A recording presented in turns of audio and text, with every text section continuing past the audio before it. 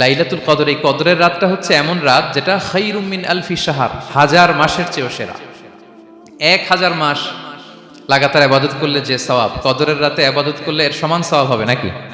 সমান হবে না। আল্লাহ তাআলা বলেছেন খায়রুম মিন আলফি শাহর, না, এর চেয়েও শ্রেষ্ঠ, এর চাইতেও বেশি।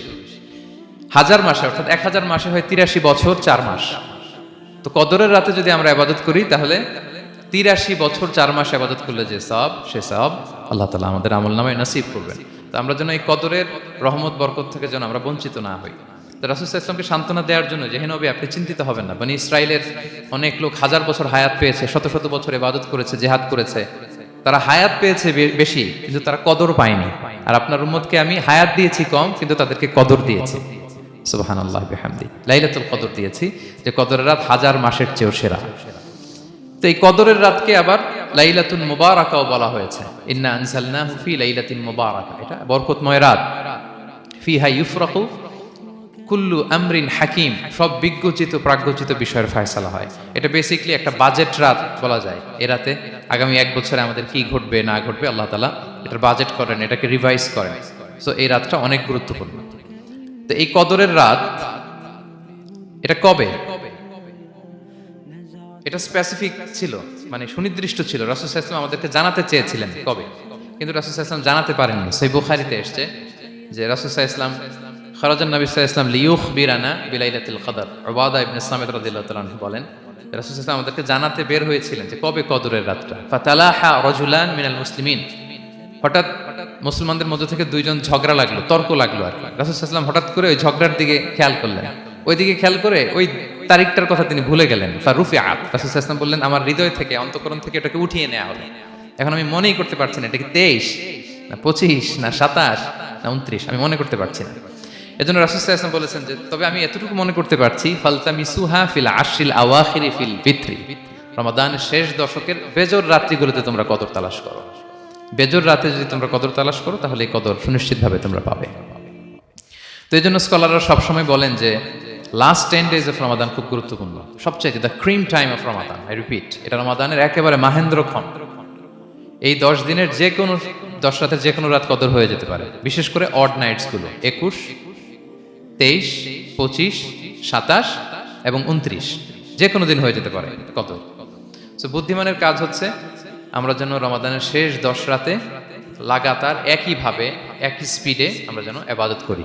কোনো রাতে বেশি করলাম, হয়তো 27-এর রাতে আমি খুব ভাব গাম্ভীর্য নিয়ে, খুব আবেগ নিয়ে ইবাদত করলাম, কিন্তু হয়ে যেতে পারে যে এবছর কদর ছিল 25-এর রাত, হতে পারে না? পারে। তো আমরা তো মিস করে ফেললাম। তো আমরা যেন মিস না করি। বুদ্ধিমানের কাজ হবে সমান তালে ইবাদত করা। এবং এটা এত গুরুত্বপূর্ণ, রাসূল সাল্লাল্লাহু আলাইহি ওয়াসাল্লাম এত এমফাসাইজ করে কোনো রাতের কথা বলেনি। আরবি মাস অনুযায়ী 354টা রাতের মধ্যে সবচাইতে শ্রেষ্ঠ রাত, সবচাইতে শ্রেষ্ঠ রাত সূর্য ডোবার পর থেকে হাত্তা মাতলাইল ফাজর, ফজরের সূচনা লগ্ন পর্যন্ত শান্তিময় এ রাত, বরকতের এ রাত। রাসূল সাল্লাল্লাহু আলাইহি ওয়াসাল্লাম বলেছেন মান হুরিমা খায়রাহা ফাকাদ হুরিম, যে কদরের বরকত থেকে, খায়ের থেকে বঞ্চিত হলো সে আসলেই বঞ্চিত। হি ইজ দ্য লুজার, সে হতভাগা, সে পোড়া কপাল, সে বঞ্চিত। মান হুরিমা খায়রাহা ফাকাদ হুরিম, যে কদর পেল না সে হতভাগা। এখন আমরা কি হতভাগা হতে চাই? আমরা তো শুরুতে অনেক হোপফুল ছিলাম, এত এত ব্লেসিংস, এত এত বরকত, রহমতের ফলগুধারায় আমরা প্লাবিত হচ্ছি রমাদানে। তা আমরা তো হতভাগা হতে চাই না। তা আমরা যেন এই শেষ 10 দিন এক তালে আন্তরিকতার সাথে ঈমান ও ইহতিসাবা আমরা যেন ইবাদত করি। সম্মানিত ভাই এবং বোনেরা, তাহলে আমরা সৌভাগ্যশীলদের অন্তর্ভুক্ত হতে চাই, হতভাগা হতে চাই না। আমরা এবার একটু শুনবো যে রাসূলুল্লাহ সাল্লাল্লাহু আলাইহি ওয়াসাল্লাম কদরের রাতগুলোতে কি কি ইবাদত করতেন। আমি খুঁজে 5টা আমলের কথা পেয়েছি বিশেষভাবে, কমন যে আমলগুলো সেগুলো তো ছিলই, বিশেষভাবে 5টা কাজ রাসূল সাল্লাল্লাহু আলাইহি ওয়াসাল্লাম এই কদরের রাতে করতেন। 1 নম্বর কাজ হচ্ছে তিনি সারা রাত জেগে ইবাদত করতেন এবং পরিবারের লোকদেরকে ঘুমোতে দিতেন না, উঠিয়ে দিতেন। বছরের অন্য কোনো সময়ে সারা রাত জেগে ইবাদত করার কোনো নজির রাসূল সাল্লাল্লাহু আলাইহি ওয়াসাল্লামের জীবনে ছিল না। সব রাতে ঘুমাতেন। আমি জহুর বারুতে একটা কনভেনশনে the daily routine of prophet সাল্লাল্লাহু আলাইহি ওয়াসাল্লাম একটা আলোচনা করেছিলাম, যেখানে রাসূল সাল্লাল্লাহু আলাইহি ওয়াসাল্লামের দৈনন্দিন জীবনের রুটিন আলোচনা করেছিলাম। সেখানে আমরা বলেছি যে রাসূল সাল্লাল্লাহু আলাইহি ওয়াসাল্লামের দৈনন্দিন অভ্যাস ছিল তিনি এশার পরেই তাড়াতাড়ি ঘুমিয়ে পড়তেন আর মিড নাইটে উঠতেন। রাসূল সাল্লাল্লাহু আলাইহি ওয়াসাল্লামের কর্মদিবস শুরু হতো মিড নাইটে। আমাদের তো সকালে, কারো আরো অনেক পরে শুরু হয়। রাসূল সাল্লাল্লাহু আলাইহি ওয়াসাল্লামের কর্মদিবস শুরু হতো বেসিক্যালি মিড নাইটে। এশার পরে কথাবার্তা না বলে আগে ঘুমোতে যেতেন, মিড নাইটে উঠতেন, কিন্তু ঘুমাতেন। ঘুম ছাড়া রাত কাটাতেন না। সারা বছরের এটা ছিল যে এশার পর ঘুমোতে যেতেন, except the last 10 days of Ramadan. রমাদানের শেষ 10 রাতে রাসূল সাল্লাল্লাহু আলাইহি ওয়াসাল্লাম ঘুমাতেন না। এই 10 দিনের ব্যাপারেই পাওয়া যায় সারা রাত জেগে তিনি ইবাদত করতেন। আম্মা জান আয়েশা রাদিয়াল্লাহু তাআলা আনহা বলেন, ইদা দাখালা আল আশরু আহিয়া আল লাইলা ওয়া আইকাযা আহলা ওয়া জাদ্দা ওয়া শাদ্দা আল মি'জার। রমাদানের শেষ দশক যখন আসতো, রাসূল সাল্লাল্লাহু আলাইহি ওয়াসাল্লাম সারা রাত জেগে ইবাদত করতেন। পরিবারের সদস্যদেরকে জাগিয়ে তুলতেন, স্ত্রীদের ঘুমাতে দিতেন না, জাগিয়ে তুলতেন। ফাতেমা রাদিয়াল্লাহু তাআলা আনহার ঘর পাশেই ছিল, তাদেরকে যে জাগাতেন এবং নিজে সারা রাত ইবাদত করতেনই। জাদ্দা ওয়া শাদ্দাল মি'জার, খুবই বলিষ্ঠভাবে, খুব মজবুত ভাবে কোমরে গামছা বেঁধে নামার একটা এক্সপ্রেশন এখানে দেওয়া হয়েছে। মি'জার, ইজহার মানে হচ্ছে বাংলা করলে হয় লুঙ্গি। লুঙ্গি আমরা যখন খুব শক্ত কোনো কাজ করতে যাই তখন তারা কি করে, খুব টাইট করে লুঙ্গিটা বাঁধে। তার মানে বোঝানো হচ্ছে রাসূল সাল্লাল্লাহু আলাইহি ওয়াসাল্লাম কোমরে ভালো করে লুঙ্গি বেঁধে বা গামছা বেঁধে আটগাট বেঁধে নামতেন শেষ 10 দিনের জন্য। এই সময় তিনি মানে কাউকে কেমন যেন চিনতেন না, সবসময় ইবাদতে মগ্ন থাকতেন। এটা আমরা করতে পারি যে শেষ 10 দিনে, আর যেহেতু 3 দিন বাকি, আমরা একটা স্পেশাল প্ল্যান করতে পারি যে আমরা আমাদের সর্বোচ্চটুকু উজাড় করে দিয়ে লাস্ট 10 days অফ রমাদানের এই বরকত আমরা হাসিল করবো, এটা যেন আমাদের মিস না হয়। তাহলে এটা আমরা একটা পেলাম। 2 নাম্বার হচ্ছে ইতিকাফ করা। রাসূলুল্লাহ সাল্লাল্লাহু আলাইহি ওয়াসাল্লাম রমাদানের শেষ 10 দিন ইতিকাফ করতেন। আম্মা জান আয়েশা রাদিয়াল্লাহু তাআলা আনহা বলেন, কানা ইয়াতাকিফুল আশরাল আওয়াখির মিন রমাদান। রমাদানের শেষ দশকে তিনি ইতিকাফ করতেন, হাত্তা তাওয়াফাহুল্লাহ, ওনার ইন্তেকালের আগ পর্যন্ত এই অভ্যাসটাই তিনি জারি রেখেছেন। সুম্মা আতাকাফা আজওয়াজুহু মিন বাদে, তারপরে ওনার স্ত্রীরা ইতিকাফ করেছেন। আরেক বর্ণনায় এসেছে ইয়াতাকিফু কুল্লা রমাদান 10 আইয়াম, প্রতি রমাদানে তিনি 10 দিন ইতিকাফ করেছেন। কিন্তু যেই বছর তিনি ইন্তেকাল করবেন সে বছর তিনি 20 দিন ইতিকাফ করেছিলেন। প্রতি রমাদানে 10 দিন, আর যে বছর ইন্তেকাল করবেন সে বছর কয় দিন? 20 দিন তিনি ইতিকাফ করেছিলেন মসজিদে নববীতে। তাহলে আমরা এই রমাদানের শেষ দশকে এটা করতে পারি। 2 নম্বর পয়েন্ট হচ্ছে ইতিকাফ করা। যারা আমরা করিনি তারা আমরা ইতিকাফ করতে পারি। আমাদের আইআইএম এর মসজিদ এটা ইতিকাফের জন্য একটা উর্বর জায়গা। আমরা যখন এই ক্যাম্পাসে ছিলাম তখন দেখেছি যে এখানকার ইতিকাফের পরিবেশ যে এত সুন্দর, এটা কল্পনাই করা যায় না। অসাধারণ পরিবেশ। আপনি যদি ইতিকাফ নাও করেন, রাত 2টা বা 3টার দিকে সেন্ট্রাল মস্কে এসে বসে থাকলেও হবে। রাত 2টা 3টার দিকে এসে বসে থাকলে দেখবেন যে কেউ সেজদায় পড়ে কান্না করতেছে, কেউ হালাকা করতেছে, কেউ তাসবিহ পড়তেছে, কেউ কোরআন তেলাওয়াত করতেছে। মানে এত সুন্দর পরিবেশ, ওটা দেখলেই আপনার ইবাদত করতে মন চাইবে। তো আমরা যেন ইতিকাফ করার চেষ্টা করি। ইতিকাফ করতে না পারলে শেষ দশকের রাতগুলো যেন মসজিদে কাটানোর চেষ্টা করি, তা না পারলেও বাসায় যেন এই রাতগুলো আমরা মিস না করি। বিশেষ করে সেন্ট্রাল মস্কে তো অসাধারণ পরিবেশ, এটা হাইলি রেকমেন্ডেড। ইফ পসিবল আপনারা আসবেন, এখানে ইবাদতের চমৎকার পরিবেশ থাকে। 3 নাম্বার হচ্ছে রাসূল সাল্লাল্লাহু আলাইহি ওয়াসাল্লাম এবং জিবরাইল আলাইহিস সালাম যৌথভাবে কোরআন রিভিশন করতেন। খুব ইন্টারেস্টিং। সারা বছর যেটা নাজিল হতো, রমাদানে জিবরাইল আলাইহিস সালাম রাসূল সাল্লাল্লাহু আলাইহি ওয়াসাল্লামকে শোনাতেন, রাসূল সাল্লাল্লাহু আলাইহি ওয়াসাল্লাম আবার জিবরাইল আলাইহিস সালামকে শোনাতেন। সহিহ বুখারীর বর্ণনা, কানা জিবরিলু ইয়ালকাহু ফি কুল্লি লাইলাতিন মিন রমাদান ফায়ুদারিসুহুল কুরআন। প্রতি রমাদানের প্রতি রাতে এসে রাসূল সাল্লাল্লাহু আলাইহি ওয়াসাল্লামের সাথে কোরআন মুদারাসা করতেন। সহিহ মুসলিমের বর্ণনায়, আন্না জিবরিল কানা ইউআরিদুহু বিল কুরআন কুল্লা আমিন মাররা। প্রতি বছর রমাদানে একবার শোনাতেন বা শুনিয়েছেন। যে বছর তিনি ইন্তেকাল করবেন তিনি 2 বার শুনিয়েছিলেন। আরাদা ইউআরিদু, মানে এটা ফ্রম বোথ সাইড। আরবি শব্দটা এমন যে জিবরিল আলাইহিস সালাম শোনাতেন, এরপর রাসূল সাল্লাল্লাহু আলাইহি ওয়াসাল্লাম জিবরিল আলাইহিস সালামকে শোনাতেন, কোরআন রিভিশন করা। তো এই শেষ দশকের রাতগুলোতে আমরা যেন বেশি বেশি কোরআন পড়ি। কোরআন তেলাওয়াত, কোরআনিক রিসাইটেশন হতে পারে, কোরআনের অর্থ পড়া হতে পারে, তাদাব্বুরে কোরআন হতে পারে, কোরআনের হালাকায় জয়েন করা হতে পারে। ইন ইটস এনি ফর্ম আমরা যেন কোরআনের সাথে অ্যাটাচমেন্টটা বাড়াই লাস্ট 10 days অফ রমাদানে। 4 নাম্বার, কিয়ামুল লাইল করা। রাসূল সাল্লাল্লাহু আলাইহি ওয়াসাল্লাম কিয়ামুল লাইল করতেন, এবং কিয়ামুল লাইল শব্দটাকে রাসূল সাল্লাল্লাহু আলাইহি ওয়াসাল্লাম কদরের সাথে জুড়ে দিয়েছেন। সহিহ বুখারীর বর্ণনায় তিনি বলেছেন, মান কামা লাইলাতাল কদরি ঈমানা ওয়া ইহতিসাবা গুফিরা লাহু মা তাকাদ্দামা মিন যামবি। কদরের রাতে যে কিয়ামুল লাইল করে বিশ্বাস নিয়ে এবং নাজাতের প্রত্যাশা নিয়ে, তার পূর্বের সমস্ত গুনাহ আল্লাহ তাআলা ক্ষমা করে দিবেন। তাহলে কিয়ামুল লাইলটা রাসূল সাল্লাল্লাহু আলাইহি ওয়াসাল্লাম বিশেষভাবে কদরের রাতের সাথে সম্পৃক্ত করেছেন। আমরা যেন প্রতি রাতে কিয়ামুল লাইল করি, লম্বা সময় যেন দাঁড়িয়ে থাকি, লম্বা সময় কোরআনিক রিসাইটেশন করি দাঁড়িয়ে থেকে, লম্বা সময় রুকু, লম্বা সময় সিজদা, স্পেশালি সিজদা। আকরাবু মা ইয়াকুনুল আবদু মির রাব্বিহি ওয়া হুয়া সাজিদ ফাআকসিরু ফিহি দুআ। বান্দা যখন সিজদায় থাকে আল্লাহ সবচেয়ে কাছে থাকে। তো আমরা তো আল্লাহর সবচেয়ে কাছে যেতে চাই এই ক্রিম টাইমটাতে, কি বলেন? আমরা যেন লম্বা সময় সিজদাতে থাকি। কিন্তু আমাদের অনেকের যেটা হয়, নামাজে তাড়াহুড়ো, অনেকের সব ব্যস্ততা যখন নামাজে দাঁড়াই এরকম হয়ে যায়। রাসূল সাল্লাল্লাহু আলাইহি ওয়াসাল্লামের সালাত যদি আমরা খেয়াল করি, বিশেষ করে কিয়ামুল লাইলে এত যে সুন্দর ছিল, আম্মাজান আয়েশা রাদিয়াল্লাহু তাআলা আনহাকে জিজ্ঞেস করা হয়েছিল যে হে আম্মাজান, রাসূল সাল্লাল্লাহু আলাইহি ওয়াসাল্লামের কিয়ামুল লাইল কেমন ছিল, কিভাবে কিয়ামুল লাইল করতেন? আম্মাজান আয়েশা দেখেন ওনার এক্সপ্রেশনটা কত সুন্দর। তিনি বলেছেন ফালা তাসআল আন হুসনিহিন্না ওয়া তুলিহিন্না, রাসূল সাল্লাল্লাহু আলাইহি ওয়াসাল্লামের কিয়াম যে কত সুন্দর ছিল, কত লম্বা ছিল, আমায় জিজ্ঞেস করুন, আমি বলতে পারবো না। আমরা অনেক সময় যখন খুব বেশি চমৎকার কিছু হয় তো আমরা কি বলি, ভাই এত সুন্দর ছিল আমি বোঝাতে পারবো না, এরকম বলি না যে এত অসাধারণ আমি বলে বোঝাতে পারবো না। বাংলাতেও কিন্তু আমরা বলি এত চমৎকার বলে বোঝাতে পারবো না, শব্দের বুননে ভাষার বুননে আমি ফুটিয়ে তুলতে পারবো না। আম্মাজান আয়েশা এটাই বলেছিলেন ফালা তাসআল আন হুসনিহিন্না ওয়া তুলিহিন্না, রাসূল সাল্লাল্লাহু আলাইহি ওয়াসাল্লামের রাতের নামাজ কিয়ামুল লাইল যে কত সুন্দর ছিল, কত দীর্ঘ ছিল, লম্বা ছিল, আমায় জিজ্ঞেস করো না, আমি বলে বোঝাতে পারবো না। সুবহানাল্লাহি ওয়া বিহামদিহি। আমরা যেন লম্বা সময় কিয়ামুল লাইল করি।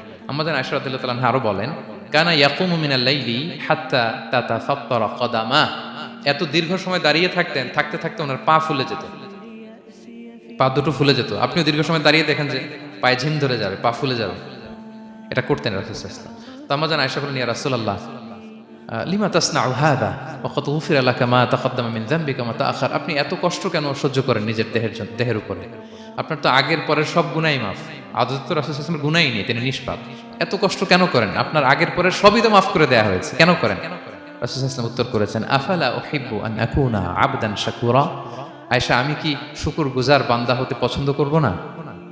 আল্লাহ তাআলা আমাকে তার রহম এবং করমে সব মাফ করে দিয়েছেন, কিন্তু আমি কি শুকরগুজার হব না? আমি কি আমার রোলটা প্লে করব না? আমি কি নিজেকে সঁপে দেব না আল্লাহ তাআলার কাছে জায়নামাজে? তো এটা ছিল সংক্ষেপে রাসূল সাল্লাল্লাহু আলাইহি ওয়াসাল্লামের কিয়ামুল লাইলের ধরন। এভাবে তিনি দীর্ঘ সময় কিয়ামুল লাইল করতেন। আমরা যেন এটা করি। সেন্ট্রাল মস্কে কিয়ামুল লাইল এবছর নিশ্চয়ই হচ্ছে, আমরা যেন অংশগ্রহণ করি। 5 নম্বরে রাসূল সাল্লাল্লাহু আলাইহি ওয়াসাল্লাম দোয়া করতেন। এই কদরের রাতগুলোতে খুব বেশি বেশি দোয়া করতেন। দোয়া নিয়ে আমরা একটা জুমার খুতবা দিয়েছিলাম, সেখানে আমরা বলেছিলাম যে দোয়া হতে হবে খুব আন্তরিক দোয়া, রোবোটিক দোয়া যেন না হয়। আপনার আবেগ, ভালোবাসা, মনের মাধুরী মিশিয়ে, চোখের পানি মিশিয়ে, অশ্রু সিক্ত করে এই দোয়াটা করতে হবে, তাহলে সে দোয়া আল্লাহর কাছে কবুল হবে। আমরা যেন আমাদের ভাব, আবেগ সব ঢেলে দিতে পারি আমাদের দোয়াতে, আমাদের সেজদায়, আমাদের কিয়ামুল লাইলে। এবং যে কোনো ভাষায় কোরআনিক দোয়াগুলো রেকমেন্ডেড, হাদিসের মাসুরগুলো রেকমেন্ডেড। তাছাড়া আপনার নিজের ভাষায় আপনার কি চাওয়া, আপনার কি আকাঙ্ক্ষা, আপনার মনের কষ্ট, যাতনা সবকিছু আপনি আল্লাহ তাআলার কাছে পেশ করুন।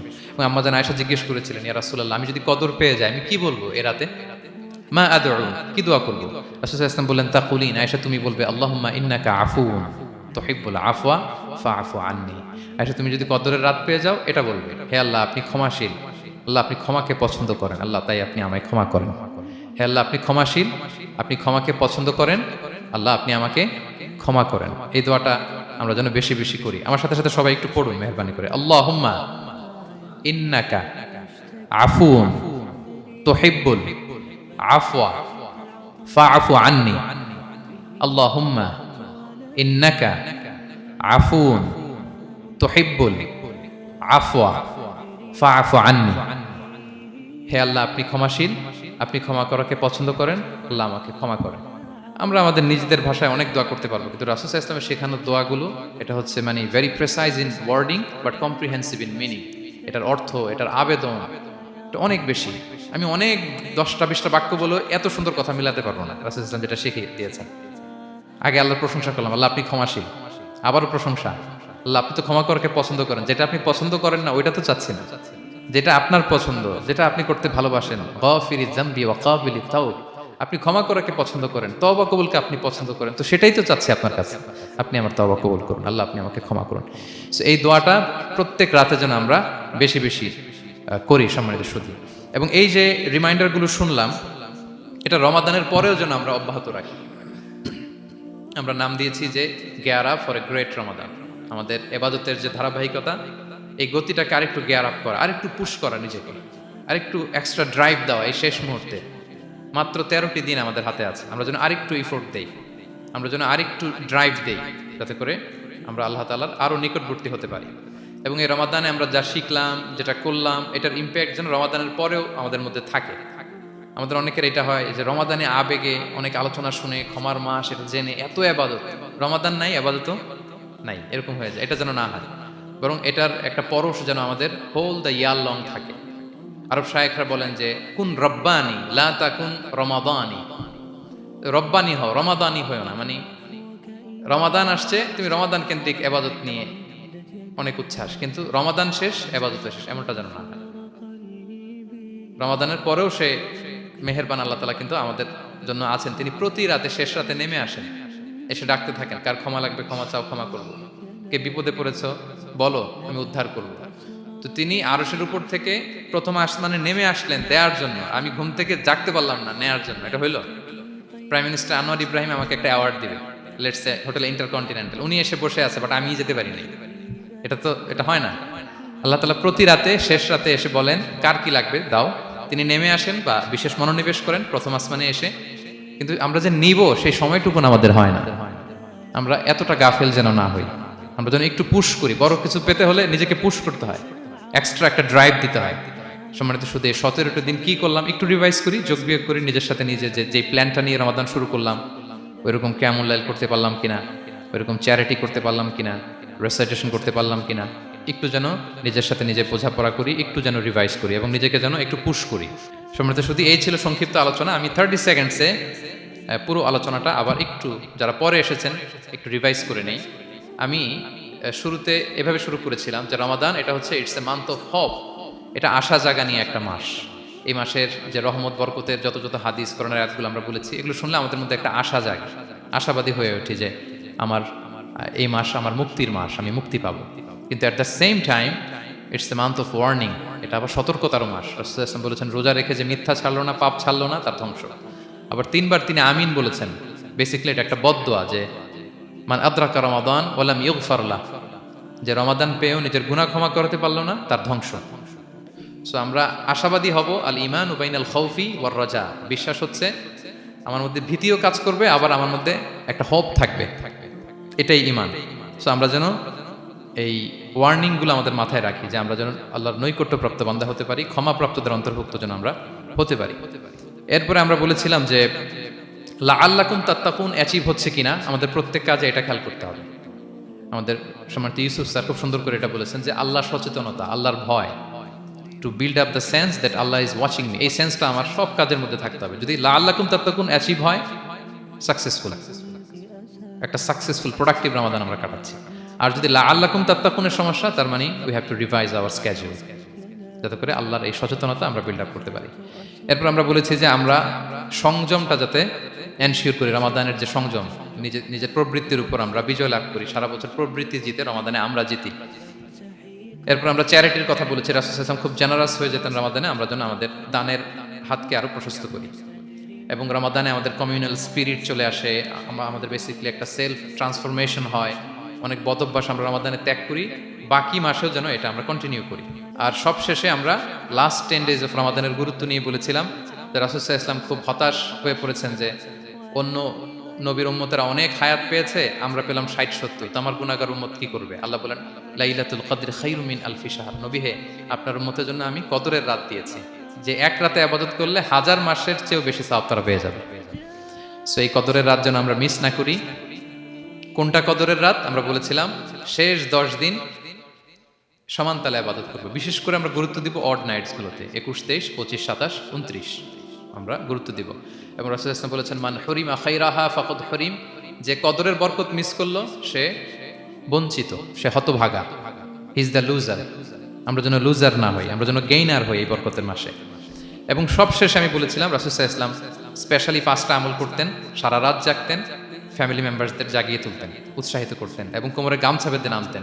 এরকম ইবাদতের স্পৃহা অন্য কখনো রাসূল সাল্লাল্লাহু আলাইহি ওয়াসাল্লামের মধ্যে দেখা যেত না, যেমনটা শেষ দশকে তিনি করতেন। ইতিকাফ করতেন তিনি, আর ইতিকাফ করলে কদর মিস হওয়ার সম্ভাবনা নেই। এটা 21-এ হোক, 25-এ হোক, 23-এ হোক, আমি তো মসজিদে, আমি তো কিয়ামুল লাইলে অংশগ্রহণ করতে, আমি তেলাওয়াত করতেছি, আমি প্রতিদিনই দোয়া করতেছি, মিস হওয়ার কোনো সম্ভাবনা নেই। আমরা যেন ইতিকাফের চেষ্টা করি, অথবা পার্ট টাইম ইতিকাফ যেন অন্তত করি, 5 দিন 3 দিন, অথবা রাতের সময়গুলো মসজিদে যেন আমরা কাটাই। 3 নাম্বার বলেছিলাম রাসূল সাল্লাল্লাহু আলাইহি ওয়াসাল্লাম জিবরাইল আলাইহিস সালাম কোরআন রিভিশন করতেন, আমরা যেন কোরআন রিভাইজ করি, রেসাইটেশন করি বেশি মাত্রায় শেষের 10 দিন। কিয়ামুল লাইল ফালা তাসআল আন হুসনিহিন্না ওয়া তুলিহিন্না, কত সুন্দর কিয়ামুল লাইল ছিল বলে বোঝানো যাবে না। তো আমরা যেন এরকম দীর্ঘ সময় কিয়ামুল লাইল করি। আর সবশেষে বলেছিলাম দোয়া করা। দোয়া করা হচ্ছে দোয়া মুমিনের হাতিয়ার।